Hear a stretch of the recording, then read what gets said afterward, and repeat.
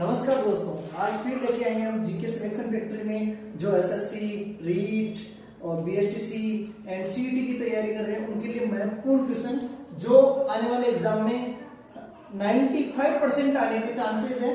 तो हम शुरू करते हैं हमारे पहले क्वेश्चन से। पहला क्वेश्चन है, निम्न में से सही सुमेलित नहीं है। इट मींस जो सही सुमेलित नहीं है उसको चेंज करना हमें। चंबल नदी, तो इसका उद्गम है जनापाव पहाड़ी से, लूनी नदी नागपहाड़ से, बेडज नदी गोगुंदा की पहाड़ी से, बनास बिजराल की पहाड़ी से। तो इसमें हमारे को सही सुमेलित नहीं है करना है। तो चंबल नदी का जनापाव पहाड़ी से होता है, लूनी का नागपहाड़ से होता है, बेडज नदी का गोगुंदा की पहाड़ी से होता है। लेकिन बनास नदी का जो उद्गम स्थल होता है वो खमनोर की पहाड़ी से होता है।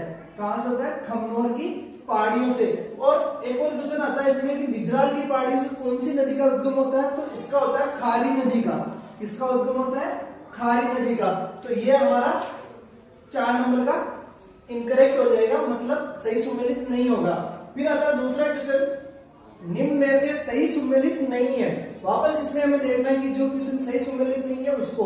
लूनी नदी है तो यहाँ दे रखा है सहायक नदियां। तो लूनी की बांडी है, सुखड़ी है, मीठड़ी है, खारी है, जवाई है, सागी है। ओके, देखते हैं। साबरमती का वाकल, सेई, हतमती, नेशवा, वेत्रक और याजम है। बनास का कोठारी, खारी, बेड़च, गंभीरी, मानसी, मोरेल और भादर। और माई का सोम, जाखम, मोरेल, अनास और चाप है।